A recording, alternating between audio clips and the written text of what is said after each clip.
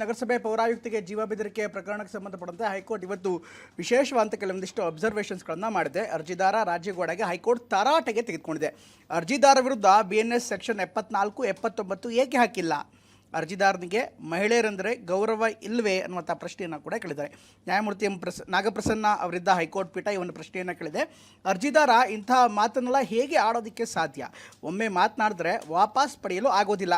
ನಿಯಂತ್ರಣವಿಲ್ಲದೆ ನಾಲಿಗೆಯೇ ಎಲ್ಲವನ್ನು ಕೂಡ ಹಾಳು ಮಾಡಬಲ್ಲದು ಅನ್ನುವಂಥ ಮಾತನ್ನು ಕೂಡ ಇದೇ ಸಂದರ್ಭದಲ್ಲಿ ನ್ಯಾಯಾಧೀಶರು ಹೇಳಿದ್ದಾರೆ. ನೀವು ಕ್ಷಮೆ ಕೇಳಿದರೂ ಒಡೆದಿರುವುದು ಒಂದಾಗೋದಿಲ್ಲ ಅನ್ನುವಂಥ ಮಾತನ್ನು ಈ ಸಂದರ್ಭದಲ್ಲಿ ನ್ಯಾಯಮೂರ್ತಿಗಳು ಹೇಳಿದ್ದಾರೆ. ರಾಜೇಗೌಡ ಅರ್ಜಿಗೆ ಸಂಬಂಧಪಟ್ಟಂತೆ ಆದೇಶವನ್ನು ಕಾಯ್ದಿರಿಸಿದಂಥ ಹೈಕೋರ್ಟ್ ಇನ್ನು FIR ರದ್ದು ಕೋರಿ ಕಾಂಗ್ರೆಸ್ ಮುಖಂಡ ರಾಜೇಗೌಡ ಅರ್ಜಿಯನ್ನು ಹಾಕಿದ್ದಾರೆ. ಫೋನ್ ಮೂಲಕ ಆಡಿದ ಮಾತಿಗೆ ಮಾಧ್ಯಮದಲ್ಲೇ ಕ್ಷಮೆ ಕೇಳಿದ್ದಾರೆ.